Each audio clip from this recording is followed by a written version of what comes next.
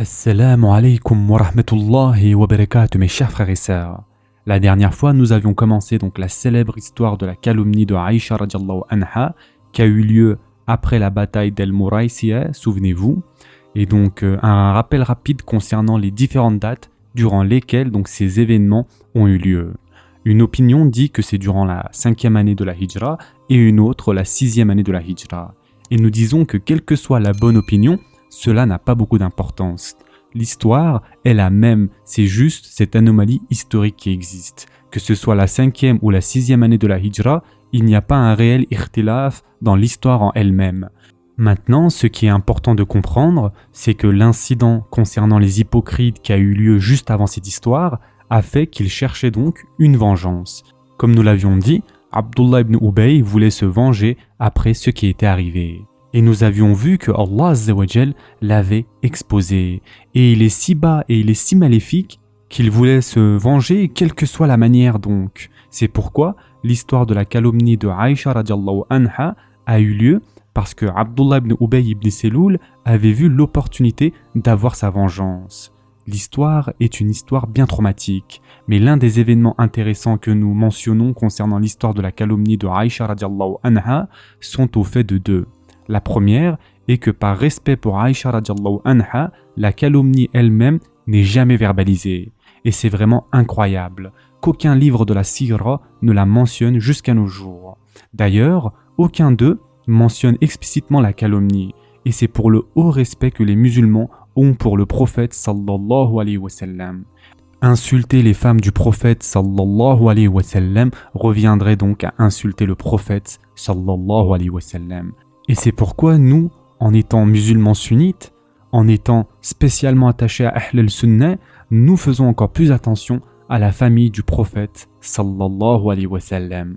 Et c'est l'une des différences fondamentales entre nous et les chiites. Le groupe des chiites définissent Ahl al-Bayt uniquement comme des parents ayant des liens de sang avec le prophète sallallahu alayhi wa sallam, comme par exemple Fatima radiallahu anha, Ali radiallahu anhu et leurs descendants. Alors que pour nous, les Ahl al-Bayt sont les femmes du prophète sallallahu alayhi wa sallam et les parents ayant des liens de sang. Et donc c'est la famille au complet. Et la famille c'est qui ? C'est ton frère, c'est ta sœur, c'est ton oncle et tes enfants. C'est la nature humaine. Et donc nous aimons Ahl al-Bayt. Et nous les aimons plus que tout autre groupe parce que nous les aimons correctement de la bonne manière. Et Ahl al-Bayt inclut aussi Zawja Nabi sallallahu alayhi wa sallam. Et c'est par témoignage explicite de la sourate Al-Ahzab qui mentionne explicitement Ahl al-Bayt et les lie donc explicitement aux mères des croyants. Nous n'avons pas à maniérer donc nos mots ici sur ce point-ci. Ils ont leurs croyances et nous avons les nôtres. Nous défendrons ces croyances et nous les voyons comme étant en concordance avec le témoignage d'Allah subhanahu wa ta'ala. Donc, l'histoire de Aïcha radiallahu anha est pour nous sensible. Parce qu'attaquer les femmes du prophète sallallahu alayhi wa sallam est spécialement la plus célèbre et aimée de ces femmes, et spécialement une si jeune, si innocente, dans le sens où elle est innocemment naïve, et bien sûr on ne dit pas cela dans un sens négatif, mais elle ne sait même pas combien les gens peuvent être malfaisants, comme nous le verrons aujourd'hui inch'Allah. Elle est innocente dans ce sens, et donc pour l'attaquer, la plus aimée et la plus innocente et la plus jeune de ces femmes, il n'y a pas de doute que c'est quelque chose que nous prenons très au sérieux. Nous conclurons donc aussi par le verdict de ceux qui propagent toujours ce genre d'histoire. Et donc nous avions dit la dernière fois que Aïcha radiallahu anha était retournée de Beni Mustalaq et qu'elle avait été trouvée par le sahabi nommé Safwan ibn Mu'attal. Et Safwan ibn Mu'attal radiallahu anhu ne lui avait même pas adressé un mot à part « La khawla wa la quwwata illa billah ». C'est tout ce qu'il a dit. Il l'a reconnu, il l'a vu et c'est tout. Aïcha radiallahu anha a dit « Wallahi, je n'ai pas entendu un mot de lui à part cela ».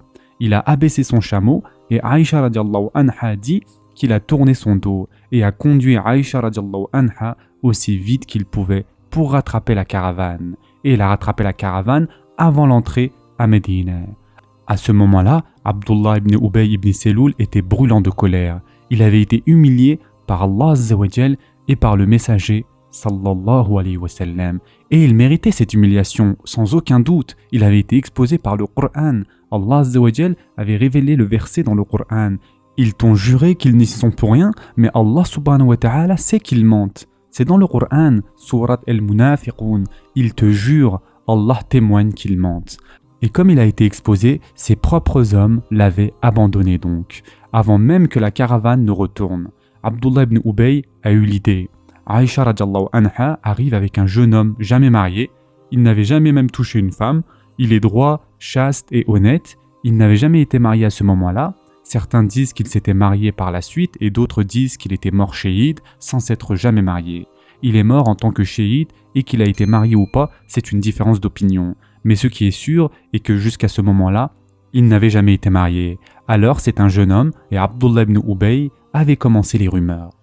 Aïcha radiallahu anha dit qu'elle était rentrée à la maison et n'y a pas donné plus d'importance que ça. Elle était en retard pour la caravane et l'a rattrapée et où est le problème? Puis elle était tombée malade de fièvre et a passé donc 1 mois au lit avec une fièvre intense.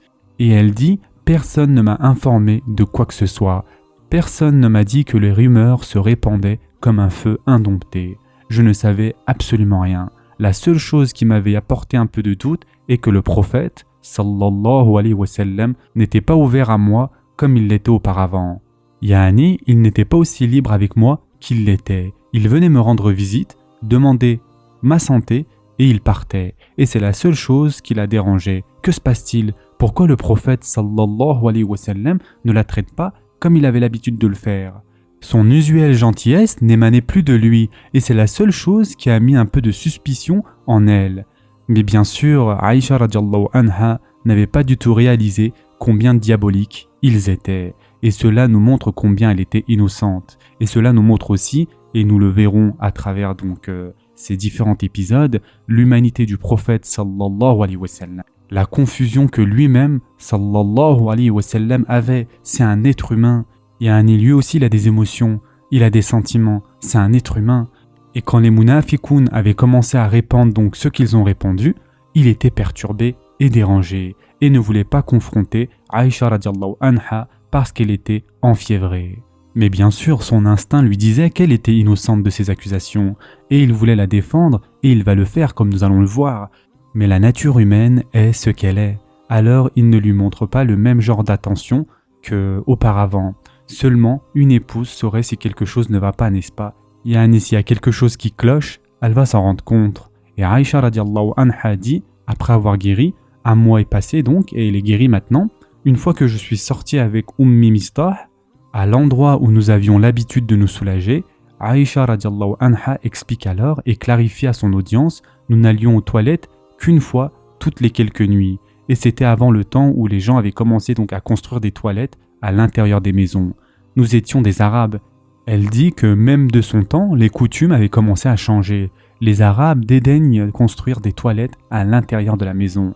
C'était des coutumes des non-Arabes de ces temps-là. Rappelez-vous qu'il n'y a pas d'irrigation, pas de sanitaire, pas d'irrigation non plus, pas d'eau courante. Ce n'est pas la chose la plus propre à avoir donc des toilettes à l'intérieur de la maison.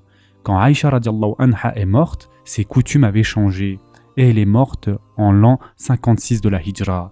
Donc en 3 ou 4 décennies, toute la Ummah est en train de changer, incluant donc l'architecture, ce qui nous montre la richesse qui est venue à la Ummah. C'était une immense quantité de richesse pendant les premières 34 années, puis les 120 années qui ont suivi. Tout le monde a changé. D'une civilisation arriérée, les Arabes étaient devenus les dirigeants du monde.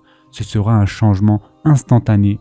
Et c'est pour cela que, subhanallah, Aïcha radiallahu anha présente ses excuses. Nous n'allions pas aux toilettes tous les jours, nous allions tous les quelques jours, subhanallah. Il mangeait si peu qu'il n'avait pas besoin d'aller se soulager, seulement une fois tous les quelques jours. Alors, un groupe de femmes y allait à l'endroit connu, être donc les toilettes à cette époque, et donc elles étaient allées à cet endroit. Elle était allée avec Mistah, et Mistah est la fille de Ruhum ibn al-Muttalib ibn Abd Manaf. Elle est aussi une Qurayshi, et sa mère, la mère Mistah, est la khala d'Abu Bakr radiallahu anhu. Donc la khala d'Abu Bakr radiallahu anhu, celle-ci est sa fille, donc Mistah est la cousine de premier degré d'Abu Bakr radiallahu anhu. Mistah radiallahu anha est la cousine de premier degré d'Abu Bakr radiallahu anhu. C'est donc comme un peu la tante de Aïcha radiallahu anha. Donc elle fait partie de la famille et elle les visite régulièrement et elles sortaient souvent ensemble. Alors Mistah est allée avec Aïcha radiallahu anha pour se soulager. Sur le chemin du retour, Mistah radiallahu anha a trébuché dans ses vêtements et elle est tombée. Et donc lorsqu'elle a voulu se relever, elle est tombée complètement. Et elle a dit une expression qui, traduit en français, donne « que mon fils ait du désespoir ou soit maudit » si vous voulez, une phrase très rude contre son propre fils. Qu'est-ce que cela nous montre? Cela nous montre que dans son esprit, elle avait autre chose, même si elle marchait avec Aïcha radiallahu anha. Elle est très en colère contre son fils. Quelque chose est arrivé et immédiatement sa colère contre son fils était remontée. Elle ne pensait pas à Aïcha radiallahu anha. Elle cachait quelque chose de Aïcha radiallahu anha. Et quand elle avait donc trébuché, automatiquement la colère qu'elle avait contre son fils a fait surface. Et elle a dit que Mistah soit maudit. Ou peut-être juste mis à nu donc quelque chose de ce genre.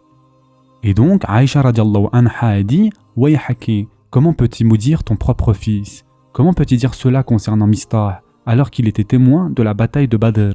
Aïcha radiallahu anha défendait Mistah parce qu'il était à la bataille de Badr, qu'il était témoin de la bataille de Badr, même 3 ans après la bataille de Badr. Il connaissait donc le statut des gens de Badr. Ce n'est pas quelque chose qui a pris des décennies ou des années pour être construit. 3 ans après Badr, il savait que chacun des gens qui avaient participé donc à la bataille de Badr avait un tel statut. Comment peux-tu dire ça de ton propre fils alors qu'il est un Badri? Il avait été à Badr, il était témoin de cette bataille. Cela nous montre encore que Aïcha radiallahu anha oubliait l'histoire de ce qui va arriver, mais regardez sa fitra, de défendre instantanément un musulman. C'est la fitra que le prophète sallallahu alayhi wa sallam lui a inculquée, les ahlaq que le prophète sallallahu alayhi wa sallam lui a enseigné. Donc, ne parle pas mauvais des autres. Instantanément, elle l'avait défendu. Elle ne savait pas pourquoi, elle ne sait rien du tout, mais cela fait partie du ahlaq de notre religion. Quelqu'un a été calomnié, et c'est la mère qui le fait à son propre fils, qui est Aïcha radiallahu anha pour venir au milieu de ça. Mais non, notre religion dit « ne parle pas mauvais des gens », et spécialement derrière leur dos. Elle lui dit « comment peux-tu critiquer quelqu'un qui a été témoin de Badr ?» Mistah a dit « ma chère enfant, ne sais-tu donc pas ?» En d'autres termes, Mistah radiallahu anha pense que Aïcha radiallahu anha c'est tout. Tu ne sais pas ce qui se passe? Aïcha radiallahu anha dit « que se passe-t-il » Et donc Aïcha radiallahu anha a dit « et c'est là qu'elle m'a dit ». Et même elle n'a pas verbalisé, elle a simplement parlé de la calomnie qui s'était répandue. Dans certains livres de la Sira, il est dit qu'elle s'était évanouie sur le champ. Elle ne pouvait pas croire que quelqu'un puisse dire ceci. Et quand elle est allée chez elle, elle était tombée encore plus malade que le mois d'avant, dont elle venait juste donc de guérir. C'était la maladie du chagrin. Elle était biologiquement malade de fièvre. Mais maintenant, cette nouvelle l'a rendue physiquement et émotionnellement malade. Aïcha radiallahu anha dit donc « J'étais tombée encore plus malade que je ne l'étais le mois passé. » Le prophète sallallahu alayhi wa sallam est rentré et il ne savait pas qu'elle savait. Le prophète sallallahu alayhi wa sallam est rentré et a demandé comment j'allais. Il ne savait pas encore qu'elle avait guéri, elle venait tout juste de guérir, qu'elle était tombée encore plus malade. Elle dit « J'ai alors demandé sa permission d'aller chez mes parents parce que je voulais vérifier l'information d'eux. Je voulais découvrir ce qui arrivait. Et les seules personnes que je crois en ce sujet sensible sont ses parents. Ceci nous montre combien Aïcha radiallahu anha était affectée, combien elle était émotionnelle et combien il est important de vérifier l'information et de ne pas être pris par l'émotion instantanément. Et elle est encore qu'une adolescente à cette période-ci, donc sa maturité est incroyable pour son âge. Elle avait calmement demandé la permission d'aller à la maison de ses parents. Elle va être très émotionnelle, nous devons nous y attendre bien sûr, mais pour le moment, elle se retient. Elle ne veut pas demander au prophète sallallahu alayhi wa sallam directement. Elle ne veut pas le confronter. Laisse-moi découvrir ce qu'il se passe. Cela demande de la maturité et de la sagesse, spécialement pour une nouvelle mariée et spécialement pour quelqu'un d'aussi jeune qu'elle. Et cela nous montre aussi un simple point de fiqh qu'une femme a besoin de la permission pour aller à une autre maison, si elle veut y passer la nuit, même si c'est la maison de ses parents. Elle a donc demandé la permission. Pourrais-je passer la nuit chez mes parents? Bien sûr, le prophète, sallallahu alayhi wa sallam, lui a donné la permission et elle s'est précipitée chez ses parents. Et donc, elle a dit « Ummata, ma chère mère, de quoi est-ce que les gens parlent? C'est quoi cette calomnie et pourquoi ne m'as-tu rien dit? Pourquoi tu m'as caché cela ?» Et sa mère, qui est Roman, Roman radiallahu anha l'a calmé et lui a dit « Ne sois pas si dur avec toi-même. Calme-toi, ne sois pas dur avec toi-même. Wallahi, il n'y a pas d'homme qui aime sa femme comme ton mari t'aime, excepté que les gens parlent d'eux. Il est tellement vrai aussi que les mariages réussis font toujours l'objet de jalousie, n'est-ce pas? Spécialement entre les femmes, c'est la réalité. Les mariages réussis sont toujours le centre des papotages et des calomnies. Alors Roman essaye de la calmer. Et donc sa réaction confirme à Aïcha radiallahu anha que tout ce qu'elle avait entendu était vrai, sans même mentionner les détails. Roman radiallahu anha lui dit juste ne t'en fais pas.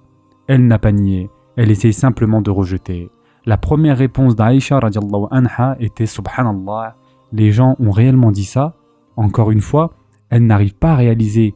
Imaginez, c'est une innocente jeune femme qui n'a jamais eu de pensée malfaisante lui traversant l'esprit et maintenant, elle n'arrive pas à croire que les gens puissent être si cruels. Et c'est la réalité des calomnies, de la société, des diffamations et des papotages. C'est la réalité de combien les gens peuvent être cruels. Et subhanallah, c'est ce que les gens ont dit. Elle a dit « J'avais pleuré cette nuit-là et pleuré jusqu'à ce que le matin vienne. Et mes larmes ne voulaient pas s'arrêter et je n'ai pas vu le sommeil. Donc maintenant, les émotions l'ont submergée. Elle pleurait et pleurait encore. Toute la nuit était passée sans qu'elle ne sache quoi faire. Cela nous montre encore la sensibilité de Aïcha radiallahu anha et son innocence. Elle ne pouvait vraiment pas comprendre comment les gens pouvaient être si diaboliques. Comment les munafiqoun avaient pu dire une chose pareille, qu'ils puissent dire des choses si personnelles et si injustes de son propre honneur et de l'honneur du prophète sallallahu alayhi wa sallam.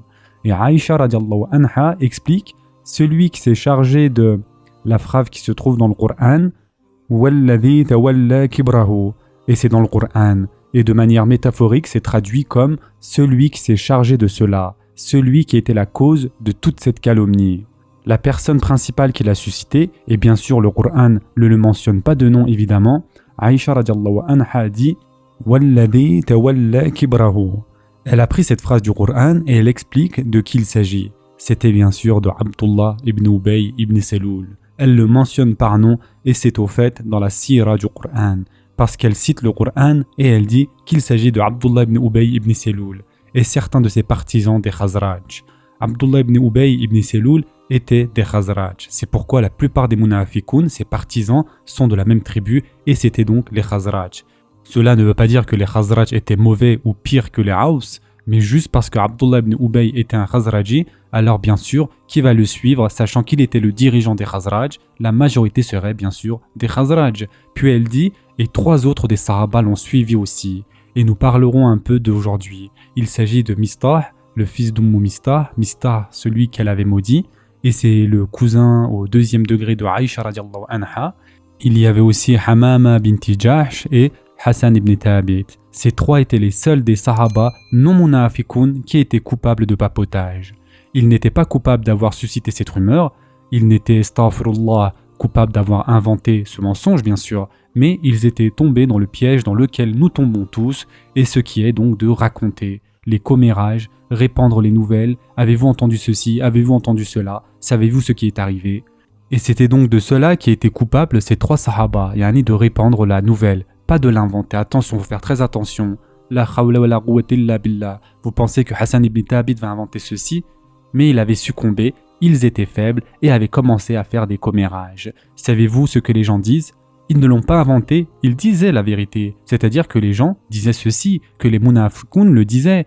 Mais vous savez, dans notre sharia, nous savons que ces genres de calomnies et commérages ne sont pas tolérés. Et même les bavardages en général ne sont pas tolérés. Les papotages en général sont haram, spécialement quand cela implique un sujet si sensible comme la zina. Tout ce qui touche à l'honneur. Alors ceux-là étaient les 3 qui l'ont répondu. Et nous parlerons des 3 plus tard, Inch'Allah ta'ala. Mais elle met simplement le point ici que pour Hamama, sa sœur était Zaynab binti Jahsh radiallahu anha. Et était donc la seule des femmes du prophète sallallahu alayhi wa sallam qui était ma rivale. Alors elle voulait faire quelque chose pour sa sœur. Elle voulait aider sa sœur dans cette rivalité. Et Allah azza wa jal a protégé Zaynab radiallahu anha pour sa religion. Elle n'a rien dit de mauvais. Mais Hamana avait succombé et en avait souffert. C'est Aïcha radiallahu anha qui parle. Aïcha et Zaynab ne s'entendaient pas. et elles étaient les coépouses qui avaient le plus de rivalité. Et c'est parce que Zaynab radiallahu anha était de la plus noble lignée. C'était la cousine du prophète sallallahu alayhi wa sallam. Elle avait beaucoup d'autres choses en sa faveur. Et Aïcha radiallahu anha savait que le prophète sallallahu alayhi wa sallam avait de l'amour pour elle aussi. Elle dit alors que la seule épouse qui m'avait vraiment rivalisé, une vraie rivale, toutes les autres je connaissais leur position et statut. Quant à Khadija radiallahu anha, bien sûr elle ne l'avait jamais vue, et la jalousie qu'elle avait pour elle était totalement différente. Elle ne rivalisait pas directement avec Khadija radiallahu anha. La seule épouse du prophète sallallahu alayhi wa sallam avec laquelle il y avait une réelle rivalité était Zaynab radiallahu anha. Elle a elle-même dit quant à Zaynab radiallahu anha, sa religion l'a protégée. Subhanallah, sa religion l'a protégée. Même si Aïcha radiallahu anha était jalouse et avait de la rivalité avec elle, elle savait que Zaynab était la femme vertueuse. Et cette jalousie était personnelle, pas religieuse. Quant à Zaynab, sa religion a protégé sa langue. Elle n'a rien dit à part la vérité. Mais Hamana, sa sœur, Zaynab et Hamana étaient des sœurs. Quant à Hamana, elle voulait aider sa sœur, mais elle a souffert à cause de cette aide.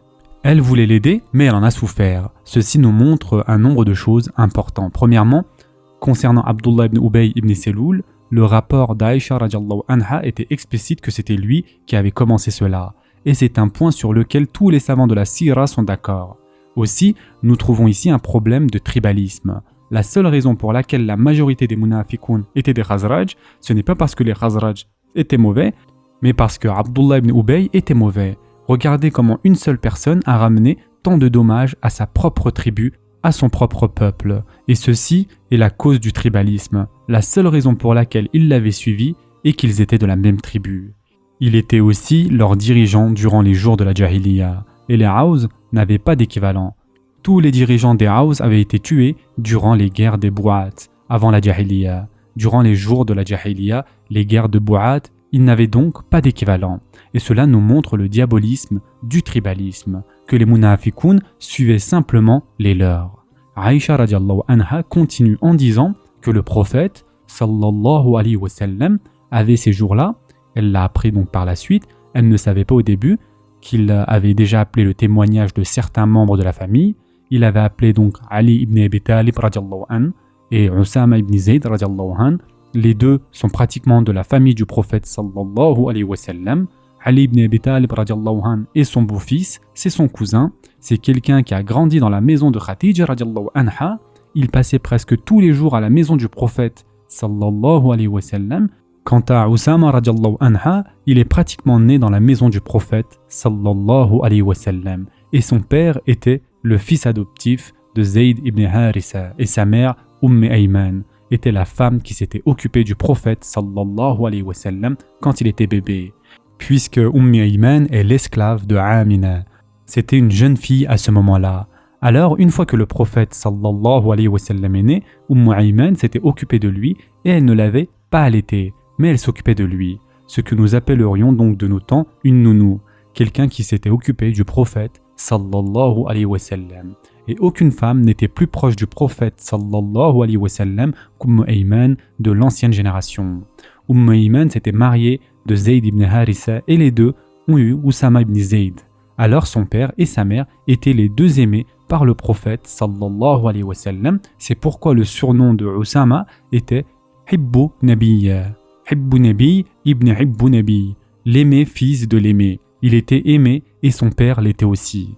À ce moment-là, Usama devait avoir 13 ou 14 ans, il devenait tout juste un jeune homme et il était toujours avec les femmes du prophète sallallahu alayhi wa sallam. Alors il a appelé ces deux-là pour savoir s'ils avaient vu quoi que ce soit d'étrange, de suspicieux. C'est pour cela que le prophète sallallahu alayhi wa sallam avait appelé Ali et Usama radiallahu anhum. Bien sûr, Aïcha radiallahu anha ne le sait pas à ce moment-là, elle le découvrira plus tard. Usama radiallahu anhu a témoigné de ce qu'il savait de la famille du prophète sallallahu alayhi wa sallam et qu'ils étaient donc innocents de ces accusations, qu'ils n'étaient pas coupables de ce qu'ils se disaient. Alors Usama radiallahu anhu a témoigné. Ce n'est pas possible, je les connais toutes et aucune n'a ce caractère. Ali radiallahu anhu a dit Ya Rasulallah, Allah ne t'a pas donné de limite concernant ce point. Il y a plein de femmes parmi lesquelles tu peux choisir. Nous savons à travers la sira qu'il y avait certaines tensions entre Ali radiallahu anhu et Aïcha radiallahu anha. Il n'y a pas de mal à le dire, à l'exprimer.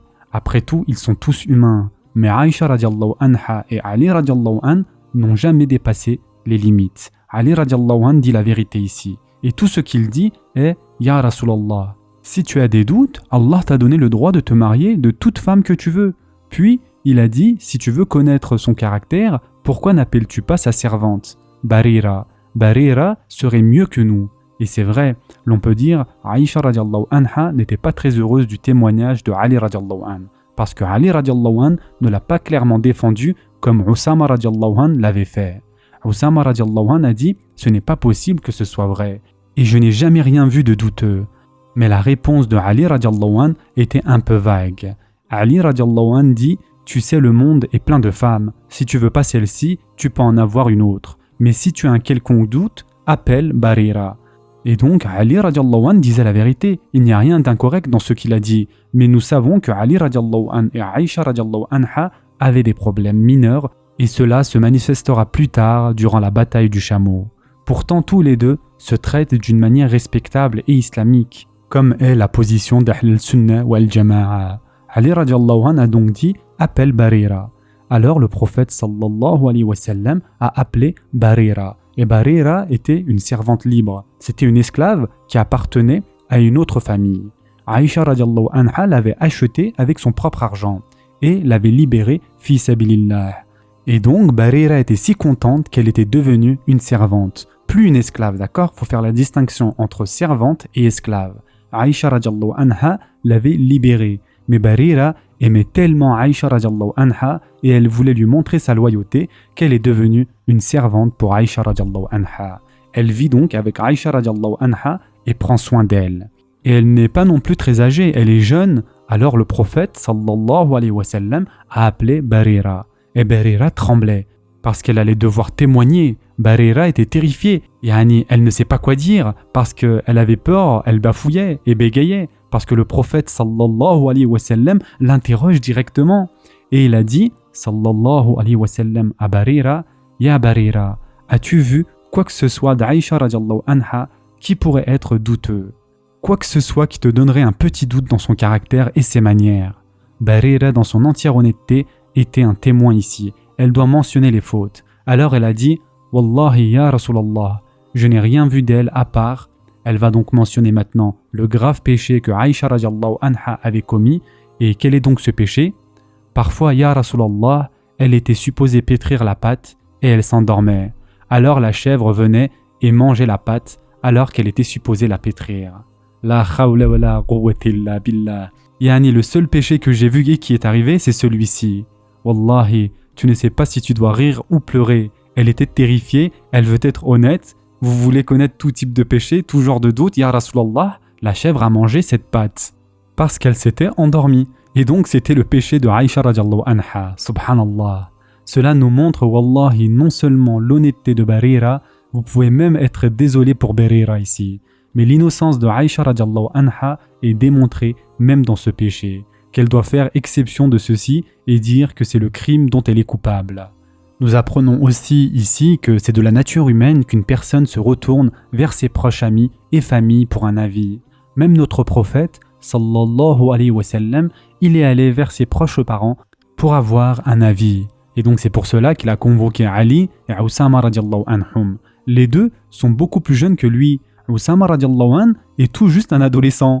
Pourtant, le prophète sallallahu alayhi wa sallam l'a ramené et a écouté son avis. Subhanallah. Et ceci est un point que nous devons apprendre de lui en particulier, que si nous avons un problème à entendre l'avis de quiconque pour tout problème que nous avons, et ici le prophète sallallahu alayhi wa sallam fait mashwara, il fait istishara, qu'avez-vous à dire? Donnez-moi votre avis. Et donc il a ramené les hommes qu'il avait autour de lui et il a ramené ceux en qui il avait confiance. Il n'a demandé qu'à ceux en qui il avait confiance. Et donc il a appelé Ali et Oussama ibn Zayd. Une fois que tous les témoignages ont montré que Aïcha radiallahu anha était innocente, Aïcha radiallahu anha est maintenant chez sa mère. Et le prophète sallallahu alayhi wa sallam ressent du réconfort. Et au fait, la maison de Abu Bakr radiallahu anhu se trouvait un peu en dehors de la ville. Ça ne se trouvait pas au milieu de la ville, mais vraiment à l'extérieur, dans la périphérie, on va dire, dans une région appelée Awari. Et donc, pendant un mois, Aïcha radiallahu anha se trouvait juste à côté du mesjid. Rappelez-vous que sa maison est à côté du mesjid. Alors, il ne pouvait rien faire en public. Maintenant que Aïcha radiallahu anha était partie, il pouvait rendre l'affaire publique. Alors, le prophète, sallallahu alayhi wa sallam, a appelé à une assemblée générale dans le mesjid.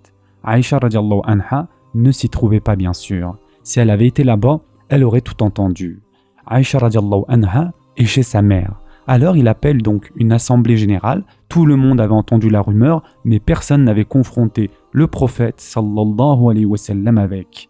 Il a donc appelé une assemblée générale et a dit « Ya mahshar al-mu'minin » Ô rassemblement des croyants, qui va m'excuser pour une personne qui m'a blessé et même en égard pour ma famille? Qu'est-ce que cela veut dire? Cela signifie en simple langage « Me reprochez-vous d'être en colère contre Abdullah ibn Ubay ibn Seloul? Me reprocherez-vous s'il reçoit une punition ?» Mais le prophète sallallahu alayhi wa sallam ne l'a pas mentionné de nom par adhab. Il ne mentionnait jamais de nom. Mais il avait dit de manière générale « Est-il mal pour un homme de vouloir protéger sa famille? Cet homme m'a blessé, même en ce qui concerne ma famille. En d'autres termes, c'est trop bas. Il est allé trop bas. Il a même touché à ma propre famille. Et wallahi, tout ce que je connais, que du bien de ma famille. » Et il défend Aïcha radiallahu anha en public. Tout ce que je sais de ma femme, c'est du bien. Et même cet homme qu'ils ont mentionné, qui est donc Safwan ibn Mu'attal, je ne sais que du bien le concernant. Et ceci, c'est une tazkiya bien élevée pour Safwan radiallahu anhu. Yani, c'est une tazkiya très élevée pour Safwan. Le prophète, sallallahu alayhi wa sallam, dit « Je ne sais que du bien de lui, et c'est un homme qui est modeste et honteux, et tout le monde atteste que c'est un gentleman, qu'il n'avait jamais eu d'interaction avec une femme, et n'avait jamais été marié, et n'a pas ce caractère. » Alors le prophète, sallallahu alayhi wa sallam, dit « Je ne connais que du bien de lui. » Nous voyons ici combien la situation est tendue. Il est demandé au peuple de Médine de répondre directement au prophète, sallallahu alayhi wa sallam. Quand les Sahaba ont entendu cela, automatiquement, Saad ibn Mu'az radiallahu anhu s'est levé. Et qui est Saad ibn Mu'az radiallahu anhu? Souvenez-vous, le trône a tremblé à la mort de Saad. Et donc Saad ibn Mu'az radiallahu anhu s'est levé, et c'est juste un hasard qu'il soit des Aws. Il s'est levé par iman, il a dit « Ya Rasulallah, de ma part, je te pardonne quoi que tu veuilles faire à cet homme. Si cet homme fait partie des Aws, je couperai sa tête. Mais s'il est des Khazraj, tu dois nous ordonner de les faire, puis je le ferai. » Notez qu'il le sait, qu'il sait de qui il s'agit.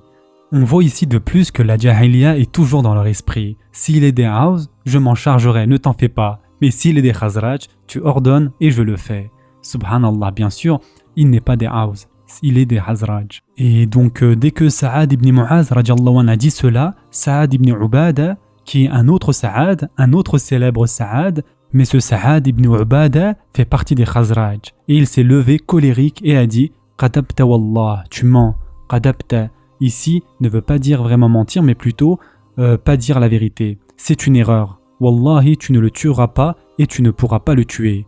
Tout le monde sait de qui il s'agit. Tout le monde sait que c'est leur dirigeant, le dirigeant des Khazraj. Tout le monde le sait. Même si Saad n'est pas un munafiq, c'est un musulman. Et wallahi, tu ne le tueras pas et tu ne serais pas capable de le tuer. Et s'il avait été de ta tribu à toi, tu ne le tuerais pas. Ce qui signifie, tu sais très bien qu'il est de notre tribu, alors tu te permets de fanfaronner. Et Aïcha radiallahu anha, alors ici c'est surprenant, Aïcha radiallahu anha raconte l'histoire. Aïcha radiallahu anha donne une excuse pour Saad ibn Ubada. Et elle dit que juste avant cela, Saad avait fait une déclaration « Mais il est un homme vertueux. » Mais la Jahiliya a eu le meilleur de lui. C'est juste la poussée de la Jahiliya. Aïcha radiallahu anha a trouvé une excuse pour Saad. Et elle dit pratiquement « Ne pensez pas mal de Saad. Saad était un homme bien, mais il a fait une erreur. » Et wallahi, c'est incroyable que Aïcha radiallahu anha, en racontant l'histoire, donne des excuses pour Zaynab et donne des excuses pour Saad ibn Ubada. Et bien sûr, après ces différentes déclarations, c'était devenu très tendu entre les Aws et les Khazraj. Et donc, quelqu'un s'est levé et a dit à Saad ibn Ubada « Non, tu es le Katib, c'est-à-dire c'est toi le menteur, et nous allons le tuer. » C'est-à-dire, Abdullah ibn Ubay, nous le tuerons et tu n'es qu'un munafiq se battant pour les autres munafiqin. Subhanallah. Maintenant, ce qui est triste ici, qu'est-ce qu'il se passe? La raison du rassemblement est perdue. Et c'est ce qui arrive lorsqu'on se bat pour son ego. C'est le problème de ne pas voir l'image dans son ensemble. Subhanallah. Le prophète, sallallahu alayhi wa sallam, les a rassemblés ensemble pour un problème grave. C'est un problème douloureux. Est-ce le moment de sortir les problèmes de partis politiques? Est-ce le moment de parler des Aws et des Khazraj? Mais les humains sont des humains et les Sahaba sont humains. Et ce n'était pas intentionnel, mais ce qui est arrivé et Shaitan a profité de cette situation et la passion des deux. Le tempérament entre les Aws et les Khazraj se sont enflammés et le prophète sallallahu alayhi wa sallam a dû calmer les deux groupes. Au lieu de se retrouver ensemble, il a été complètement éperdu et a dû calmer les Aws et les Khazraj. Ce qui nous montre non seulement que les Sahaba sont humains, mais wallahi que le tribalisme est quelque chose qui perdurera dans la Ummah. Il n'y a pas de doute que les Sahaba sont les meilleurs, mais ceux-ci a eu le meilleur d'eux. Et le prophète sallallahu alayhi wa sallam a dit « 4 choses de la Jahiliya resteront dans ma Ummah. Ils ne la quitteront jamais. » La première est le tribalisme et le nationalisme. De nos jours, il n'y a plus de tribalisme, mais le nationalisme a très bien remplacé ce rôle. On est d'accord? Non, c'est un Algérien, non, c'est un Turc, non, c'est un Marocain, etc. Celui-là est égyptien, celui-là est syrien, lui soudanais. Toutes ces différentes ethniques sont devenues maintenant l'État-nation. Et donc, c'est de cela que le prophète sallallahu alayhi wa sallam parle. Yani, vous vous battez aveuglement pour votre peuple. Et le prophète sallallahu alayhi wa sallam a dit que ces 4 choses de la Jahiliya ne quitteront jamais ma Ummah. Le numéro 1 de la liste, et c'est exactement ce que nous voyons, et même les Sahaba, subhanallah, y ont glissé, et le prophète sallallahu alayhi wa sallam a dû les en sortir, et ils sont les meilleurs de la Ummah. Qu'en est-il de nous après eux? Ce qui nous montre comme c'est facile de monter la tension, la facilité avec laquelle Shaitan peut enflammer les tensions entre les gens, et cela nous montre aussi la gravité du problème de l'esprit du partenariat fanatique, se battre pour son parti, pour son groupe, au lieu de voir plus grand. Et ceci est vrai pour tout scénario. Bref, retournons à Aïcha radiallahu anha. Et Aïcha dit « J'avais continué à pleurer ce jour-là, elle pleurait donc sans arrêt pendant 24 heures. Elle n'avait pas dormi toute la nuit. Pourquoi? Parce qu'elle venait d'avoir la confirmation que la rumeur est vraie. J'avais donc commencé à pleurer ce jour-là et mes larmes n'arrêtaient pas de couler. Elle pleurait, pleurait et pleurait encore jusqu'à ce qu'elle dit « J'ai cru que mon foie allait éclater ». C'est une jeune fille, elle ne comprend pas bien la biologie, elle pensait que son foie allait éclater à cause de la quantité de larmes sorties de son corps. Et bien sûr, quand tu pleures tant que cela, tu ressens de la douleur ici. Alors avec cette douleur, elle croyait que son foie allait exploser à force de pleurer. Et alors que nous étions donc dans cet état, celui de mes parents, une jeune femme des Ansar a demandé la permission d'entrer.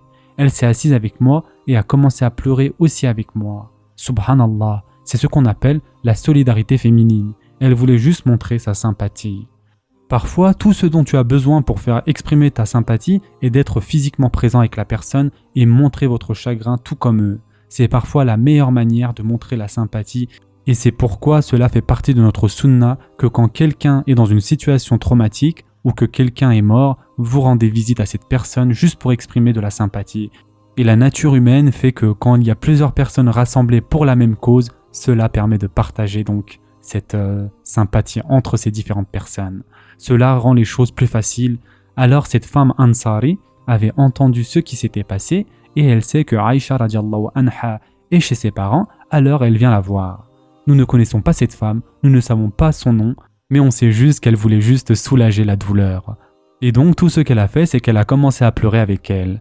Et donc après ce long mois, d'une certaine manière, les rumeurs étaient devenues encore plus enflammées. Et maintenant, finalement, le prophète sallallahu alayhi wa sallam vient à la maison de Aïcha radiallahu anha avec Abu Bakr et Omar radiallahu anhum pour parler directement de ce problème. Le prophète sallallahu alayhi wa sallam a demandé la permission de rentrer et on le lui a accordé. Il s'est assis et a remercié Allah subhanahu wa ta'ala. Subhanallah. Mais dans un moment pareil, tu commences par dire Alhamdulillah ou tout genre de louange. Le prophète sallallahu alayhi wa sallam commençait toujours tout discours ou conversation en glorifiant Allah subhanahu wa ta'ala. Puis il a dit Amma ba'd, ce qui signifie ce qui suit. Même en ce moment, un peu de louange, puis Amma ba'd. C'est quelque chose utilisé dans notre religion pour commencer. Certains savants disent que cela existait dans le pré-islam. Mais franchement, il paraît que la phrase Amma ba'd est du prophète sallallahu alayhi wa sallam. que c'était lui qui commençait par remercier Allah Azza wa Jal, puis dire « et ce qui suit ». Tout doit commencer par « Alhamdulillah », glorification à Allah, puis « et ce qui suit ». J'ai entendu ceci et ceci te concernant. Pas de manière explicite, mais j'ai entendu des choses te concernant. Ces choses se sont répandues, alors maintenant le prophète sallallahu alayhi wa sallam confronte Aïcha radiallahu anha directement. Et il lui dit, c'est ce que les gens disent. J'ai entendu ceci et ceci te concernant. Alors si tu es innocente, c'est ainsi qu'il commence parce qu'il sait qu'elle est innocente. Si tu es innocente, Allah Azza wa Jal t'innocentera, ne t'en fais pas, tout ira bien. Mais si tu as commis un péché, notez ici. Si tu es tombé dans un péché, demande le pardon d'Allah Azza wa Jal et repens-toi. Quand une servante commet un péché, elle doit demander repentance. Et Allah subhanahu wa ta'ala oublie le péché. Très simple, très direct. Si tu es innocente, ne t'en fais pas. Sinon, repens-toi à Allah Azza wa Jal et Allah pardonne tous les péchés. Cela montre beaucoup de choses. Premièrement, nous pouvons ressentir que même le prophète sallallahu alayhi wa sallam est confus maintenant. Qu'est-ce qu'il doit être fait? Il veut demander à Aïcha radiallahu anha directement, et même dans cette directe conversation, il n'y a pas d'accusation. C'est simple, si tu es innocente, alhamdulillah. Sinon, la tawbah, c'est-à-dire repentance, fera tout pardonner. Ceci nous montre aussi le statut de la tawbah. Subhanallah. Aïcha radiallahu anha n'était pas une épouse ordinaire, et un péché pour elle, ce ne serait pas comme un péché ordinaire. Et ce péché, s'il avait été commis, c'est un péché qui est puni par la mort selon notre sharia. Dans la sharia, c'est la sanction de mort si c'est confirmé. Pourtant, le prophète, sallallahu alayhi wa sallam, lui dit « Si tu as commis un péché, repens-toi et Allah te pardonnera. » Ceci nous montre que la repentance est la clé de la délivrance. Tout péché peut être pardonné par repentance. Un autre point que nous apprenons ici, et qui nous montre que sans aucun doute notre prophète sallallahu alayhi wa sallam est un vrai prophète et que le Coran est un wahyi d'Allah Azza wa Jal. Pourquoi? Pendant un mois, aucun Coran n'est descendu à cause de Aïcha radiallahu anha. Lui-même, il a du chagrin, sallallahu alayhi wa sallam. Il est angoissé, il ne sait pas quoi faire. Il ne reçoit aucune révélation d'Allah Azza wa Jal. Et si le Coran était comme ces gens le prétendent, de sa propre imagination, son propre wahyi, ses propres récitations, pourquoi se torturer tout un mois, étirer toute la société, et ta femme, et beaux-parents, et Roman, et toi-même, tout le monde, mais rien n'a été révélé. Il attendait un wahyi d'Allah Azza wa Jal. Mais Jibril, alayhi salam, n'était pas venu pendant tout un mois. Et comme nous le savons, Jibril, alayhi salam, ne vient pas s'il claque des doigts, c'est Allah Azza wa Jal qui l'envoie quand il veut. Le prophète sallallahu alayhi wa sallam ne peut pas demander audience à Jibril alayhi salam. Comme Allah Azza wa Jal le dit dans le Coran, nous ne descendons que lorsque Allah Azza wa Jal nous dit de le faire. Et cela nous montre qu'il n'y a pas de doute que notre prophète sallallahu alayhi wa sallam est un vrai prophète. S'il avait été un faux prophète, a'udhu billah, le jour suivant, il viendrait et dirait « Tu es libre, ne t'en fais pas », mais rien de cela n'est arrivé. Alors, Aïcha radiallahu anha résume l'histoire. Quand le prophète sallallahu alayhi wa sallam a fini de parler, j'ai arrêté de pleurer complètement, comme un arrêt complet des larmes à un tel point que je ne pouvais sentir mes yeux secs, pleurant en non-stop pendant 24 heures, vous pouvez imaginer. Maintenant, par contre, elle ressent de la colère. Pourquoi ressent-elle de la colère? Tu as réellement cru à ces rumeurs? Tu penses que ça peut être vrai? Maintenant, son jeune cœur ressent de la rage positive. Et on est d'accord, elle a tout le droit de ressentir cela. Elle a répondu et a dit à sa mère, Roman, Ya Umma, réponds au prophète sallallahu alayhi wa sallam à ma place. Réponds-lui. Roman a dit, par Allah, je ne sais pas quoi dire ma fille. Elle s'est alors retournée vers Abu Bakr radiallahu anhu et a dit, Ya Abata, ô père, réponds-lui, dis quelque chose. Et subhanallah, voilà Abu Bakr radiallahu anhu d'un côté, et de l'autre côté il y a le prophète sallallahu alayhi wa sallam, et de l'autre sa fille. Que va-t-il faire? Se mettre du côté de l'un des deux? Que doit-il faire? Et donc Abu Bakr radiallahu anhu dit, ma chère fille, je ne sais pas quoi dire. Que veux-tu que je te dise? Subhanallah. Wallahi, tu pleures pour chaque personne dans cette histoire. Pour Abu Bakr radiallahu anhu, pour le prophète sallallahu alayhi wa sallam, pour Aïcha radiallahu anha, chacun dans cette histoire est perdant. Chacun a perdu à cause du diabolique hypocrite. Chacun d'entre eux a souffert à cause de Abdullah ibn Ubay ibn Seloul. Alors Abu Bakr radiallahu anhu dit, je ne sais pas quoi te dire ma fille, je ne sais pas quoi dire. Quand elle a réalisé que ni son père ni sa mère ne parleraient pour elle, subhanallah, enfin, que peuvent-ils dire? Yani, en face d'eux, ce n'est pas n'importe qui, c'est Rasulallah sallallahu alayhi wa sallam devant eux. Que peuvent-ils dire? Après tout, c'est un homme avec qui Allah azza wa jal communique. Ils ne prendront pas le côté de leur fille juste parce que c'est leur fille. Ils disent « je ne sais pas quoi dire ». Quand elle a réalisé qu'elle allait devoir parler, elle a rassemblé donc tout ce qu'elle avait de courage et de sagesse qu'elle avait et elle a donc émis une excuse pour elle-même. Et elle dit « j'étais une jeune fille à ce moment-là, et je n'avais pas beaucoup mémorisé beaucoup de versets du Coran. Alors j'avais essayé de me rappeler le nom de Yaqub, mais je n'arrivais pas à m'en rappeler. Je ne pouvais pas me rappeler à ce moment-là de Yaqub alayhi salam. » Alors elle dit « tout ce que je peux te dire, c'est que est-ce qu'Abu Youssouf a dit Kunya de Yaqub, bien sûr, et Abu Youssouf, subhanallah, tu as vraiment envie de pleurer à cette innocence. Elle n'a pas réussi à se rappeler du nom de Yaqub alayhi salam. Elle connaît la phrase qu'elle veut utiliser, mais a oublié le nom de celui qui l'avait dite. Alors elle dit Abu Youssouf l'a dit. Je peux uniquement te dire que ce qu'Abu Youssouf a dit. Et c'est donc là qu'elle a lu donc le verset 18 de la sourate Youssouf. Vos âmes plutôt vous ont suggéré quelque chose. Il ne me reste plus donc qu'une belle patience. C'est Allah qu'il faut appeler au secours contre ce que vous racontez. Notez ici, mes chers frères et sœurs, que chaque aide qu'elle avait demandée avait été coupée. Sa propre mère, son propre père, son propre mari, elle s'est donc retournée vers Allah subhanahu wa ta'ala. Et qu'est-ce qui est arrivé? Allah azza wa jal lui a répondu. Au même moment, Allah azza wa jal a répondu à son appel momentanément. Et cela nous montre la réalité du tawhid. Même le prophète, sallallahu alayhi wa sallam, ne peut pas t'aider face à Allah azza wa jal. Seul Allah subhanahu wa ta'ala peut nous aider. Et nous demandons donc sa shafa'a et son aide. Iyyaka na'budu wa iyyaka nasta'in. Et donc Aïcha radiallahu anha s'était retournée donc de tous, littéralement et métaphoriquement, elle s'était retournée vers Allah subhanahu wa ta'ala et a dit « Je sais qu'Allah azza wa jal me sauvera, je sais qu'Allah azza wa jal me protégera et révélera la vérité. J'avais espéré que le prophète sallallahu alayhi wa sallam voit un rêve. Toutefois, au même moment, sa tête s'était abaissée. Il y avait une expression, car Aïcha radiallahu anha voyait quand le wahyi arrivait. Elle le savait comment c'était. Et donc, quand le wahyi est révélé, tu pouvais le voir dans ses yeux, et la sueur descend comme des perles de son front. Même quand il faisait froid, son front suait et il fermait ses yeux. Et tu pouvais voir un poids physique peser sur lui. Et en effet, Allah azza wa jal dit dans le Coran, nous t'enverrons de lourdes révélations. C'est presque un poids physique, tu pouvais le ressentir en lui. Et donc tous ceux qui se trouvaient donc dans cette maison avaient réalisé que le wahyi descendait. Et quand le wahyi a été révélé, le prophète sallallahu alayhi wa sallam s'est levé en souriant, content et heureux, et les premiers mots qu'il avait dit étaient « Ô Aïcha, Allah a révélé ton innocence ». Allah subhanahu wa ta'ala a révélé la première section entière de la sourate Nour. Les 2 premières pages et demie étaient descendues à ce moment particulier. Et dans cela, Allah subhanahu wa ta'ala a très explicitement mentionné la punition de la calomnie, yani d'accuser quelqu'un de ce crime. Et donc il a critiqué ceux qui répandent les calomnies particulièrement pour le cas de Aïcha radiallahu anha et a commandé la punition de 80 coups de fouet pour ceux qui le répandent.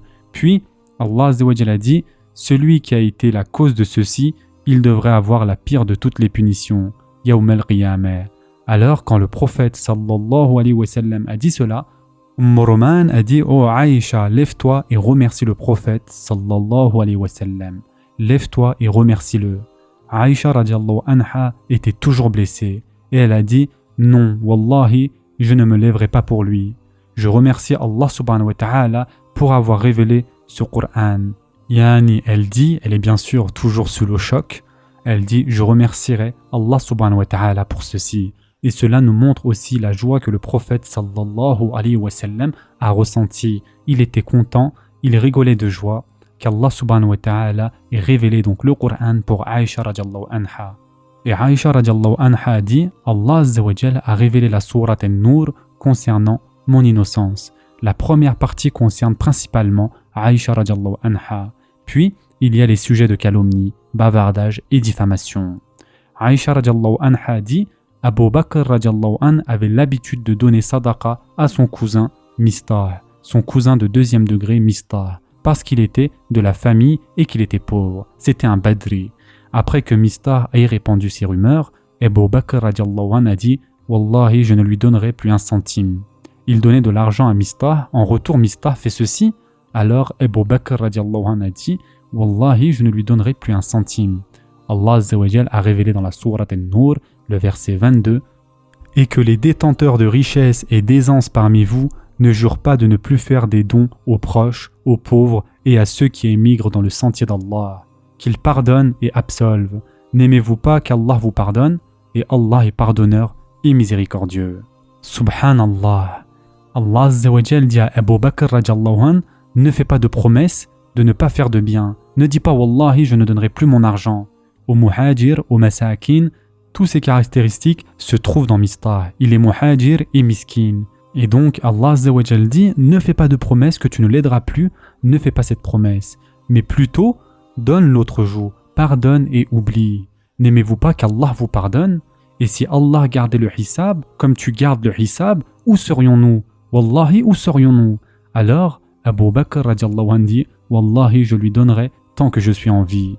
Et donc, il a fait kaffara pour le premier serment. Tu fais kaffara, c'est-à-dire tu jeûnes 3 jours, tu fais kaffara, alors il s'est débarrassé de sa première promesse. Et tant qu'il était en vie, il avait continué à aider Mistah. Et d'ailleurs, avec un extra de charité, juste pour ce verset, avec un extra de charité, parce qu'Allah subhanahu wa ta'ala a dit « N'aimez-vous pas qu'Allah vous pardonne ?»